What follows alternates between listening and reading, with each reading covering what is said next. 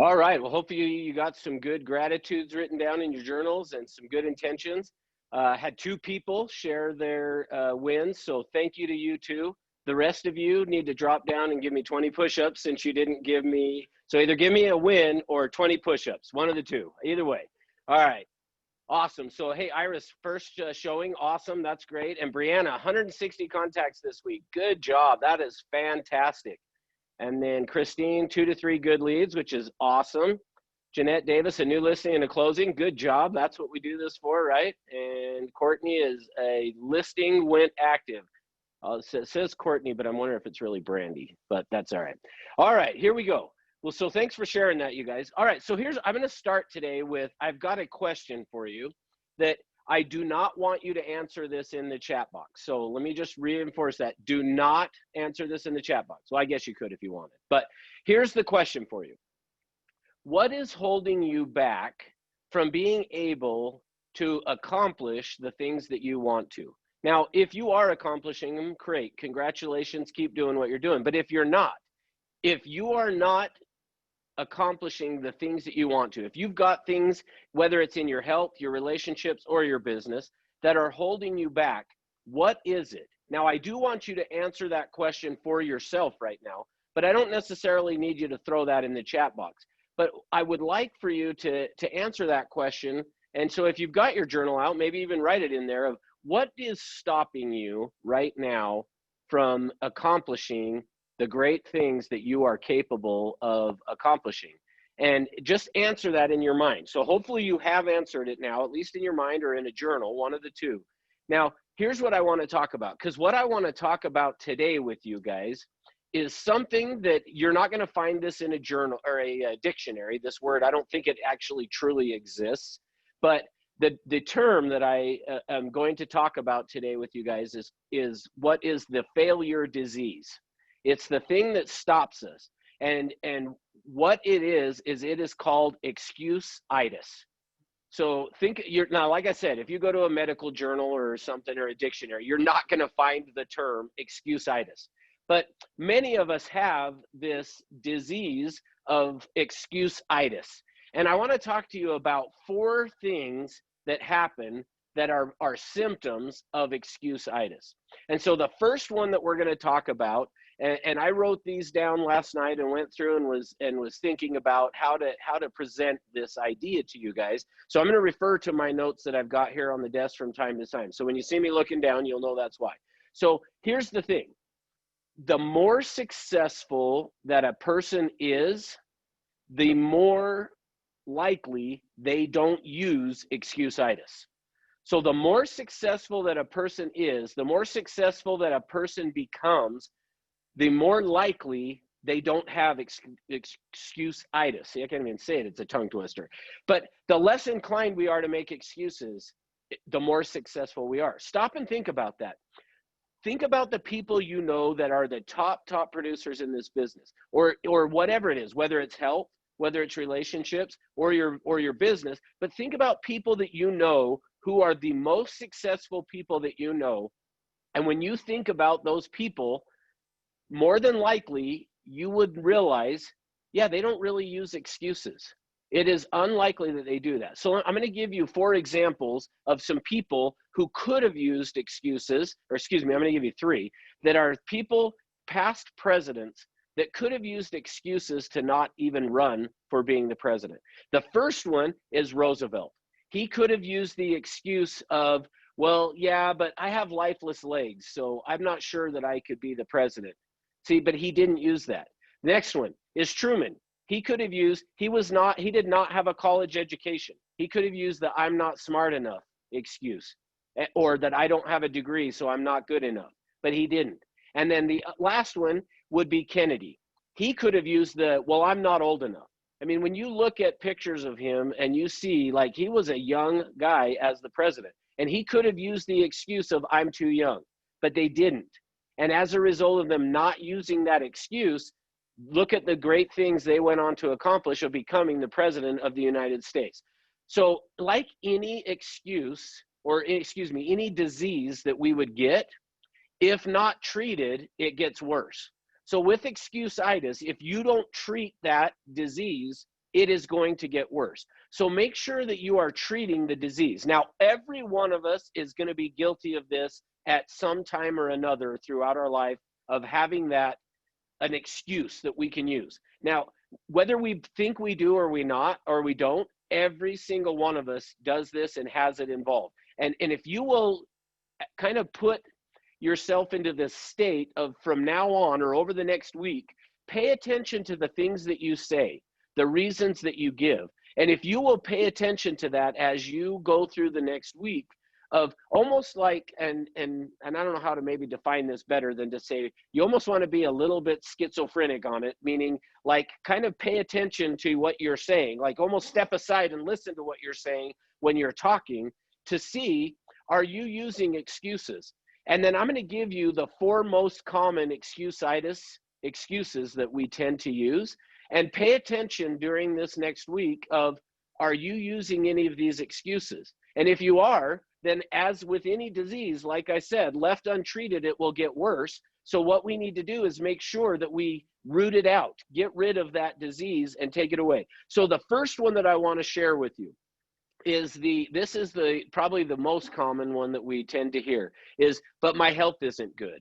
Now, this one comes in 1,000 different forms. There are 1,000 different ways, and it might be that I've got a cold, or I've got a headache, or I've got this.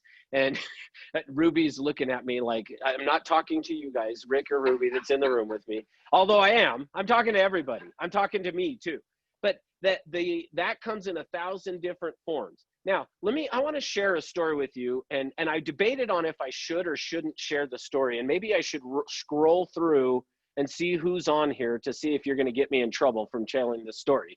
But I'm going to share a story, and I'll just say it about one of my sons. Now, that'll probably give it away a little bit already when I say it. I'm worried about it. But he went to serve a mission for our church. So he went to serve a mission, and he went down to Mexico City.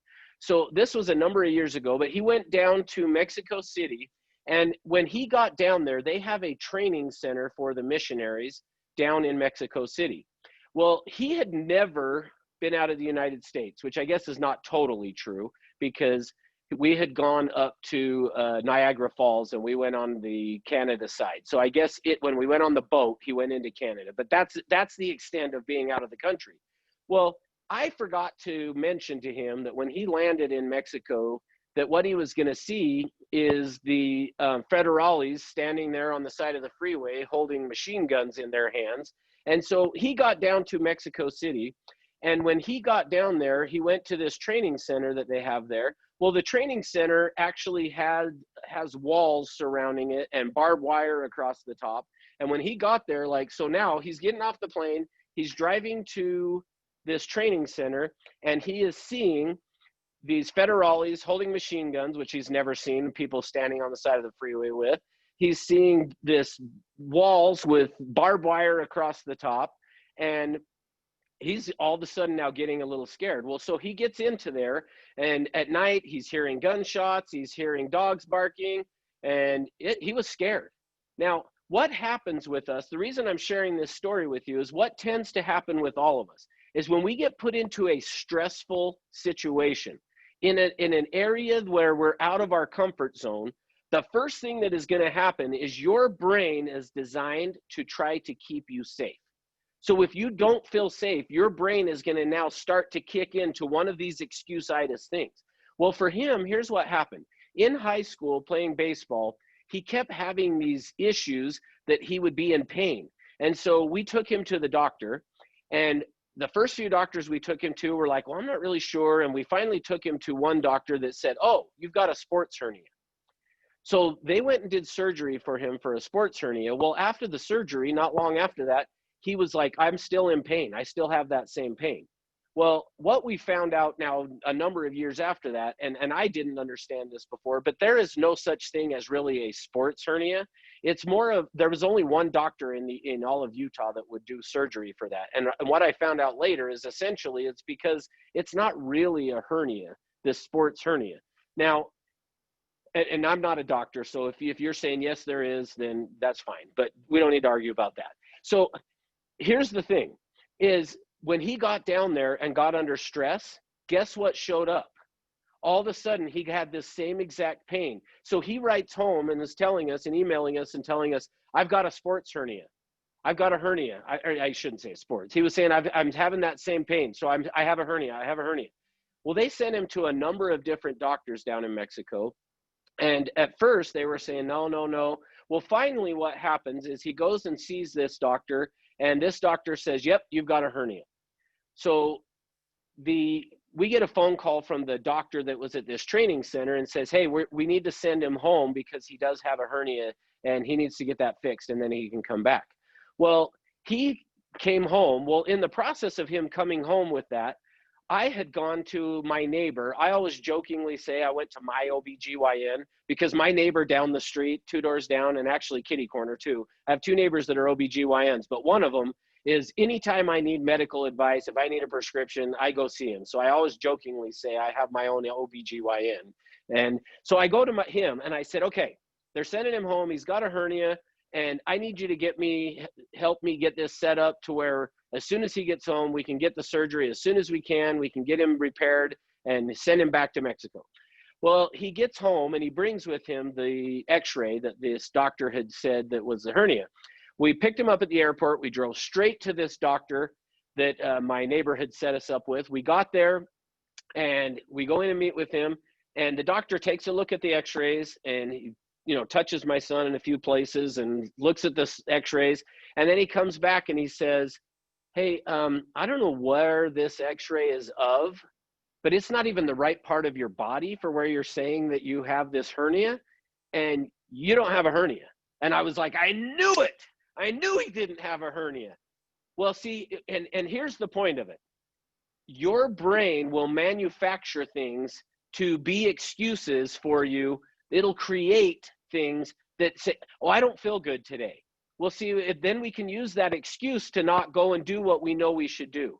Well, so what ended up happening then with him is once that happened, well, then the church is like, well, we don't want to send him back out. We need proof that he really is good. And so we worked with a few doctors and basically gave them proof that he was okay. And eventually we got him back down to Mexico, and he ended up finishing that mission that he went down there to do, and did a great job and loved it and loved Mexico City. And the ironic thing is, the part of Mexico City that he ended up in is whenever I've talked to people that are from there, say, whoa, that's a bad area. So I'm glad I didn't know that till after. But so the first excuse that we will tend to use is there's something wrong with my health.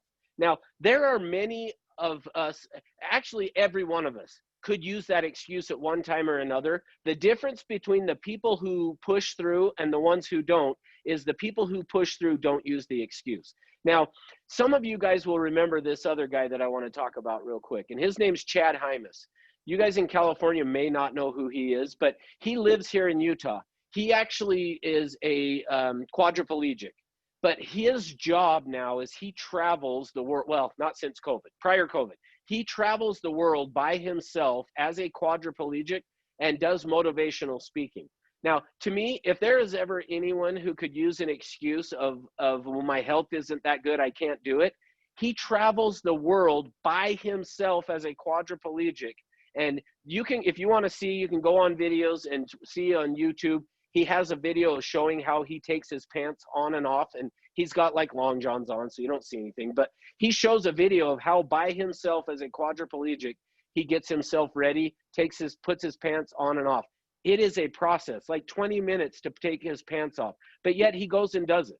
So we should not be using the excuse. Instead, we got to just say, you know what? This happens to everybody and I can push through it. So some things to help you push through the excuse-itis is just this. So number one, in terms of getting past the health excuse-itis, is refuse to talk about your health. Just decide, I am not going to even talk about my health. If you've got a headache, don't share it. If you have a cold or whatever, don't talk about it. Now, here's the ironic thing that I didn't think of. Many people get COVID and they don't talk about it. Now, in fact, I didn't till I was past it. So I was like, hey guys, I'm going to be doing trainings from home for 2 weeks. Well, yeah, it's because I had COVID. So, but refuse to talk about it. Refuse to worry about your health. That's the next one. Don't worry about your health. Don't spend time worrying about it. I love the saying that I heard, and I think if I remember right, it was St. Francis of Assisi, that somebody walked up to him. He was hoeing his garden, and they asked him, "What would you do if you knew that you were not going to make it past the end of the day? That this was going to be the end of your day, and that you were going to die?" And he said, "I would finish hoeing my garden." See, that's the way we need to approach it, is don't use the excuse, just finish hoeing the garden. And I just realized I'm taking way too long on number one. All right, so I'll pick up the pace. Second one is that we like to use is I'm not smart enough, or I lack brains. That's the next excuse that we like to talk about, is that we are not smart enough. And on this one, I love to think about The Wizard of Oz. The movie The Wizard of Oz is such a great story about us. And in The Wizard of Oz, Dorothy has these friends that she takes along with her on this journey. Well, we take those same friends with us. And the one that I'm referring to right now would be the Scarecrow, that I don't have the brains. Now, what ends up happening then is we use that as an excuse. See, most of the people out there are going to think that. We all think that we aren't smart enough in some area of our life. So don't be that person. Don't use that excuse of, well, I didn't get a college degree, or I'm just not as smart as other people are. Many people just suffer through this in silence, meaning they won't admit it, but we think we're not smart enough. Every one of us at some point thinks that we aren't smart enough. So make sure that you are not using that excuse. So let me give you some ideas of how to do that. Never underestimate your own intelligence. That's the first one that I would tell you. Second thing is, remind yourself that your attitude is more important than your intelligence. Make sure you hear that one. Your attitude is more important than what your intelligence is. See why you can do things, not why you can't. So that's all about the attitude, is look at the reasons you can, not you can't. In my household with my boys growing up, I had 3 boys. In my house, we just had this rule of we don't say I can't. Like, as soon as I hear my sons ever say I can't, I follow that up with, oh, no. You can. You figure out how you can, not the way that you can't. See, if we say we can't, we'll believe it.